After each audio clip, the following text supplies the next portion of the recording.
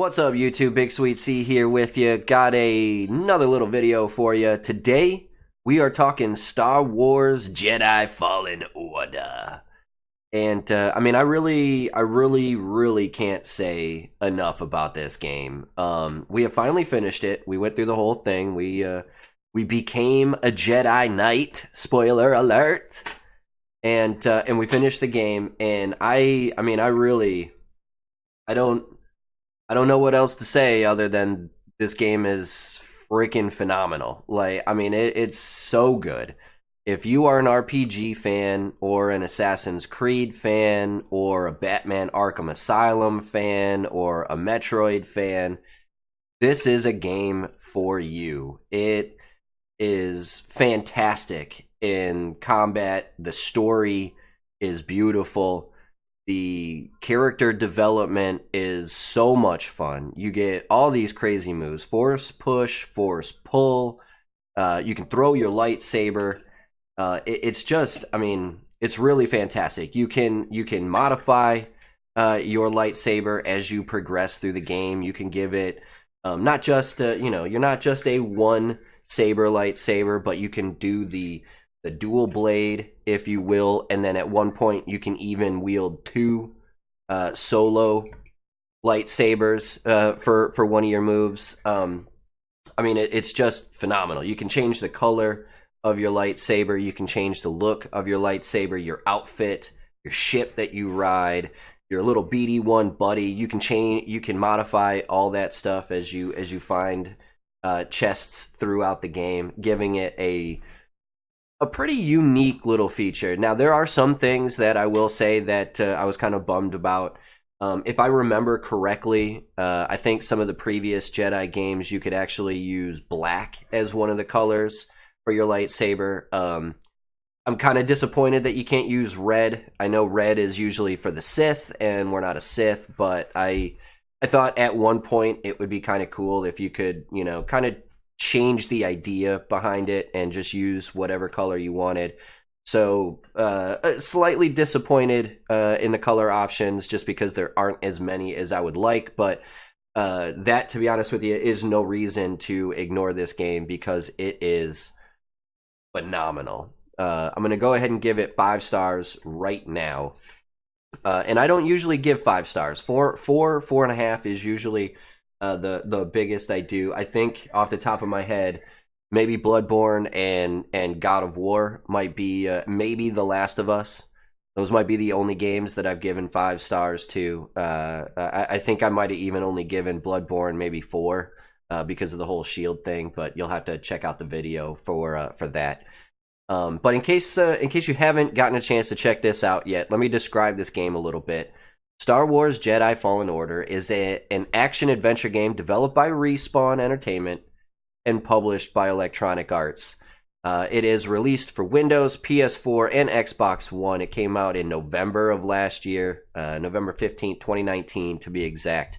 And it's set in the Star Wars universe 5 years after Episode 3, Revenge of the Sith, and 14 years before A New Hope. We follow the young Jedi Padawan Cal Kestis as he is hunted through the galaxy by the Galactic Empire, specifically the Inquisitors. We'll get to them in a second. But while he's trying to complete his Jedi training and restore the now wiped out Jedi Order, the game was announced during E3 2018 with a more detailed reveal during the Star Wars Celebration in April of 2019. And it has received mostly positive reviews from critics, sold over 8 million copies upon release, and we'll get to the 8 million copies sold in a second as well. But just to kind of follow up this, again, you play as Cal Kestis. You begin as a Padawan who is running from the Empire. For any of you guys who are not completely clear on what happens during the whole Star Wars saga, in Episode 3, Revenge of the Sith, there is Senator, now Emperor Palpatine, executes Order 66. It is a built-in order that only the Sith knew about, because, spoiler alert, Emperor Palpatine is actually the head of the Sith. Pretty amazing actual, just kind of fascism, dictatorship, democracy, look at politics throughout the galaxy.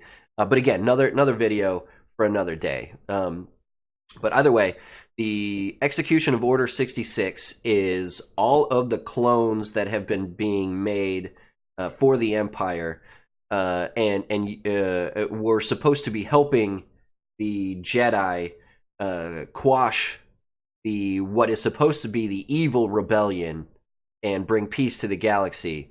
Turns out all of the stormtroopers with Order 66 are actually switched around, and the Empire takes over to attack the Jedi to make sure the Sith run everything. And so what happens is you find out through the game, through flashbacks, Order 66 happens, and Cal Kestis's Jedi Master and you have to escape from one of the Empire's ships, and in doing so, your master is killed, and Cal Kestis chooses to take it on himself to finish his master's plan to go and find new Force-sensitive kids to rebuild the Jedi Order. Along the way, you meet a bunch of different people. The former Jedi Knight turned mercenary, Ser Junda, Grease Dritas. I'm not sure if I pronounced that right. He's the owner and the pilot of the Stinger Mantis. He's also Ser's ally.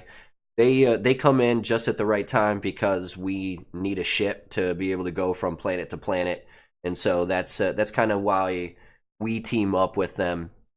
But you also, along the way, are being hunted by these sisters, specifically the second sister and her partner, the ninth sister.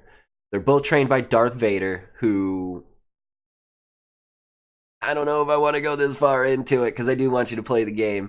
But he is in it. We'll just say that. I won't tell you what his role is, but he is in it. So Darth Vader has tasked these two sisters with hunting you down and stopping you from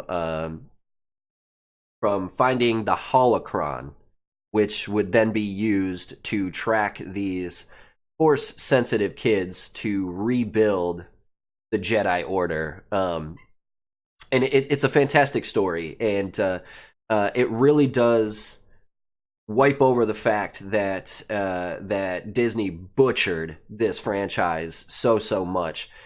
Clearly, there is somebody completely different that ran the story on this game than what Disney was offering in the movie, because the movie, specifically the new movie, is hot trash, hot garbage.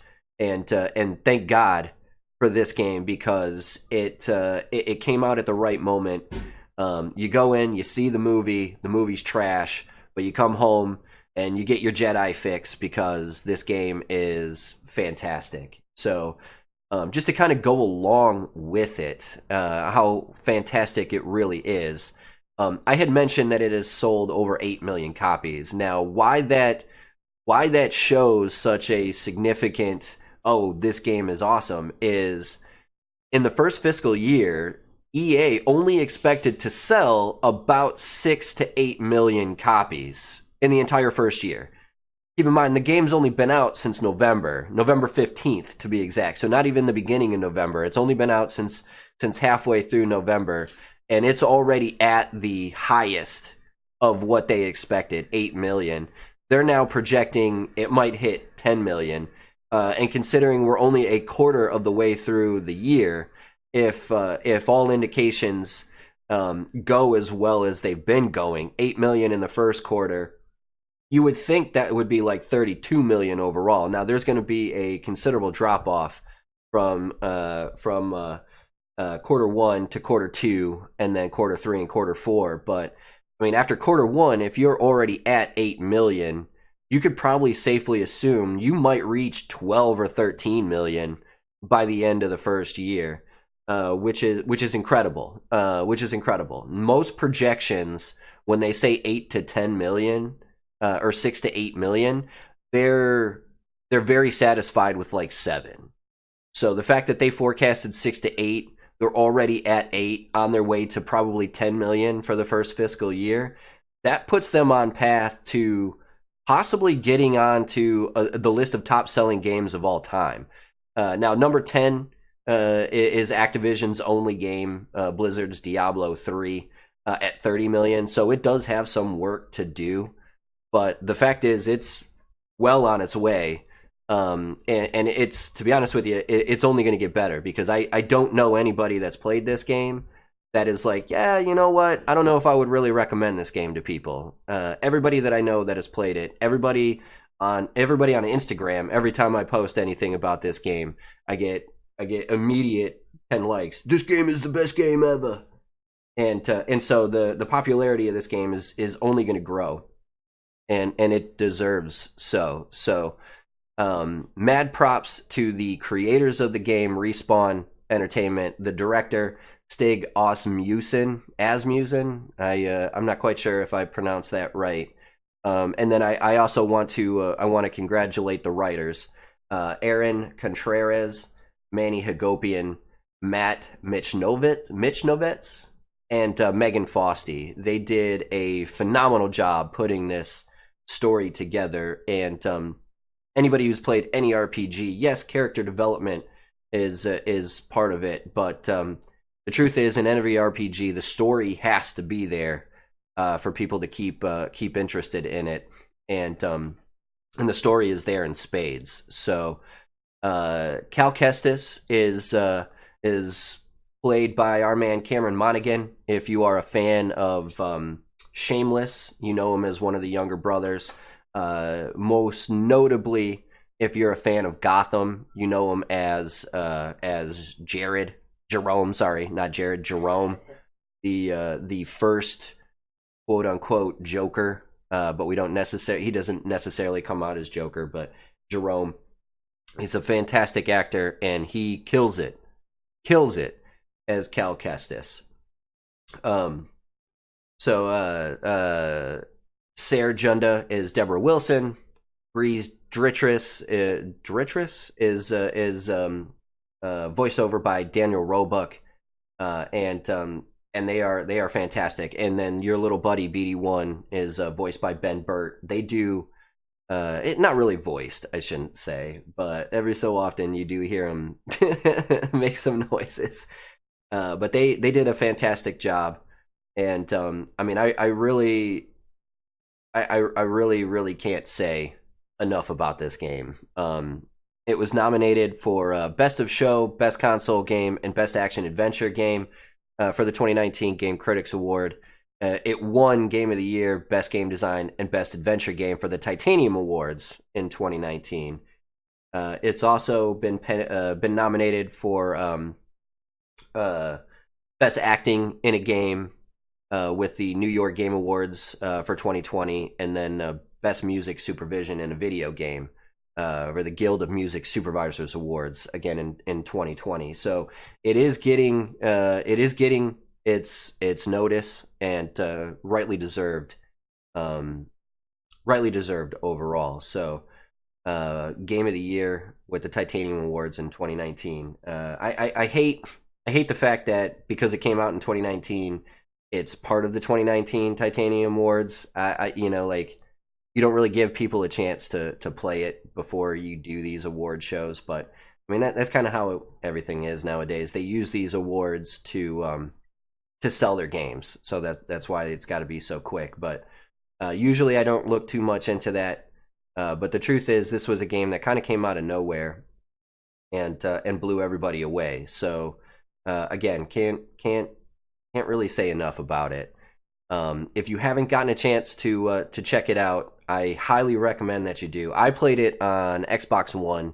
It's also available on PlayStation 4, like I was saying before. And but if I now, here's the thing, I game shared it with my brother because we both have Xbox and we game share with each other. So But if I was to buy it, I would actually probably buy it on Steam because it'll do the 1440p, I think 120 refresh rate, 120 refresh rate, frame rate, whatever. So it'll probably look and feel better on PC than it will on console. So I would recommend getting it on that guy. You can still full controller support on Steam or Origin if you have their little Game Pass thing themselves.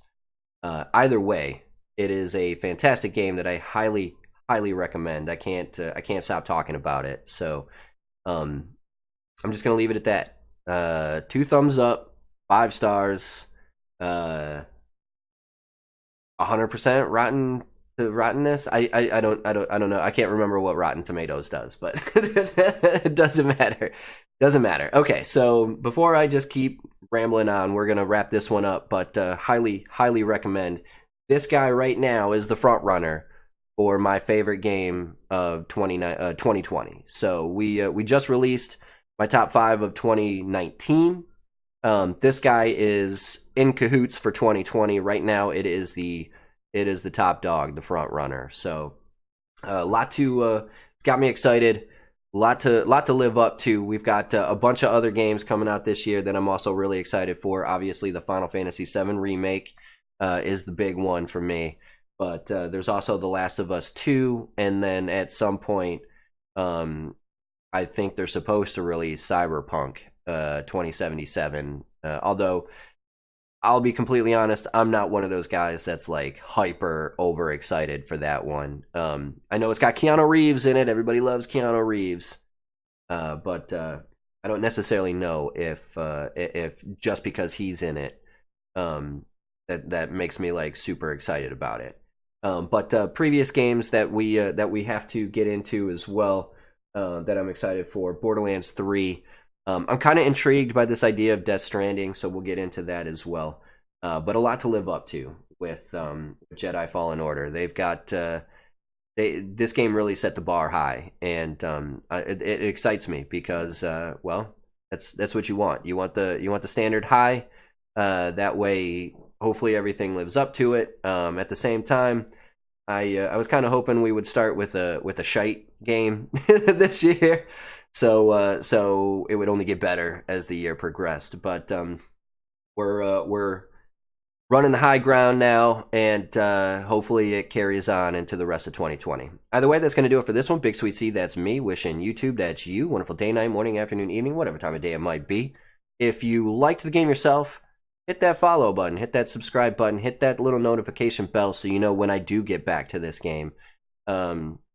Because we might get back to it at some point. So if you hated the game, leave a comment. Let me know what you hated about it, and I'll go back and take a look and see if you're maybe full of shite or maybe you have a legitimate grief with it.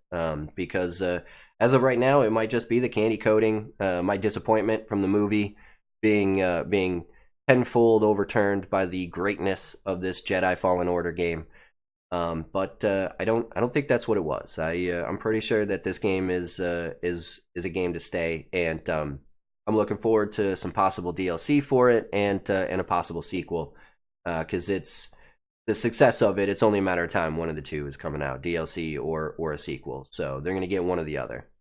Either way, that's gonna do it for this one. Sweetness, signing off. Peace.